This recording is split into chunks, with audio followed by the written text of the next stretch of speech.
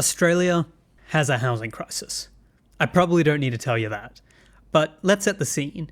In Sydney, the median house price is over 13 times the average income. Canberra isn't far behind. And this isn't a nice to fix kind of problem. Housing is one of the three things we actually need to survive, alongside food and water. So, when governments do something that actually helps, it's worth talking about.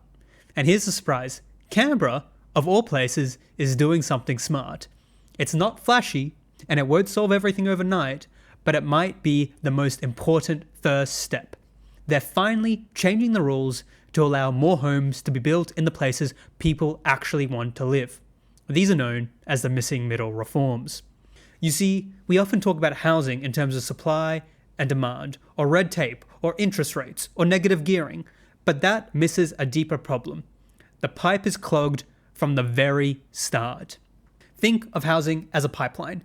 You can clear all the bureaucratic hurdles you want, but if you're simply not allowed to build new homes in the vast majority of residential areas, nothing is going to come out the other end. And that's what's been happening in Canberra. Let's take a closer look.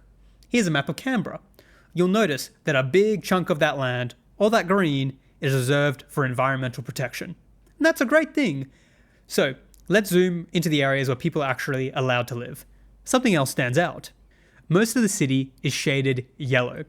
That's something called RZ1, and it covers nearly 80% of Canberra's residential land. And here's the catch. RZ1 only allows for detached, single-family homes, no townhouses, no duplexes, and no apartments. In most cases, you can't even subdivide the block.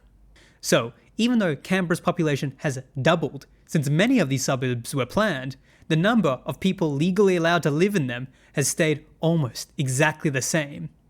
Now, look for the red areas of the map. Those are the zones where denser housing is allowed. You might need a squint, because there ain't much of it. That means that nearly all of Canberra's growth has been funneled into a few small pockets, or has been forced outwards into new suburbs on the city's fringe. The rest of the city, it's basically frozen in time. And that's created some tough choices. If you want to live in Canberra or move out of home, and especially if you want to live near work, school, or public transport, you're left with basically three options. 1. Buy a large, expensive, detached house, if you can afford it. 2. Live far away from the place you actually want to be. Or 3. Squeeze into high-rise apartments, if there are even any available. But what if you want something in between? A mid-sized apartment, a townhouse with a little courtyard, a home you can share with your extended family without moving to the edge of the city. Well, sorry, that's illegal. So, as the population has grown, the small number of houses near the places people want to live become a smaller and smaller and smaller slice of the total. That means competition gets more intense and, unsurprisingly, prices soar. It's not just economics, it's basic math. Imagine 100 well-located homes in Civic. Maybe they were once enough for 100 families, but now 1,000 families want to live there. If we don't let more homes get built, those 100 homes go from being 10% of this housing supply to just 1%. The result? Scarcity, bidding wars, and sky-high prices, exactly like we currently have. And it's not just about housing, it's about everything that makes a neighborhood work. Take childcare. If you want to open a childcare center, you need enough families in the area to make it viable. But if every house on the street is a single-family home on a huge block, you just don't have the numbers to support that business. That's why low density often means fewer services, fewer buses, fewer cafes, fewer schools, and fewer options. It's not just that people don't want these things, it's that we haven't built the kind of neighborhoods where they make sense. So, what is Canberra actually doing? They're making the biggest changes to housing in a generation. These reforms are called the missing middle, and the idea is simple. Allow a broader mix of homes in more places. That means duplexes, townhouses, terrace homes, and low-rise apartments, no taller than 2 stories.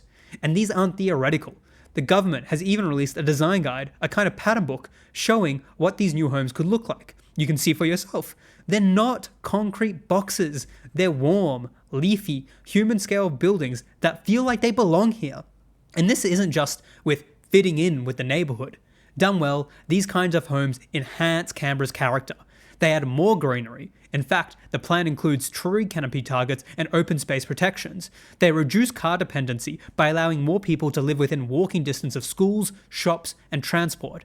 And they support architecture that's modest, not dominating, designed to work with the bushland setting Canberra is known for. Instead of fighting the landscape, these homes work with it. And this kind of housing serves real people, not just developers.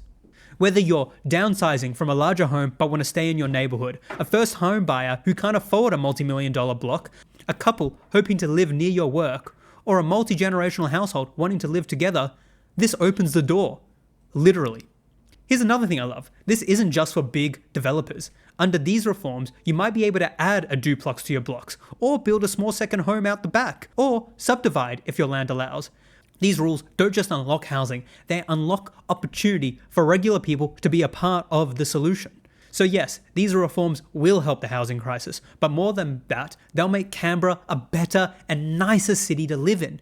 More people living near where they work, more life on the street, more small businesses able to open, and more housing choices for more types of people. All while keeping what makes Canberra special, the trees, the space, and the bush capital feel. For too long, we've made it illegal to live in the kinds of homes that most people actually want. These reforms change that. They unclog the pipe, they open up possibility, and they let us imagine and build a city where more people can afford to live well and close to what matters. And that's how you start fixing the housing crisis.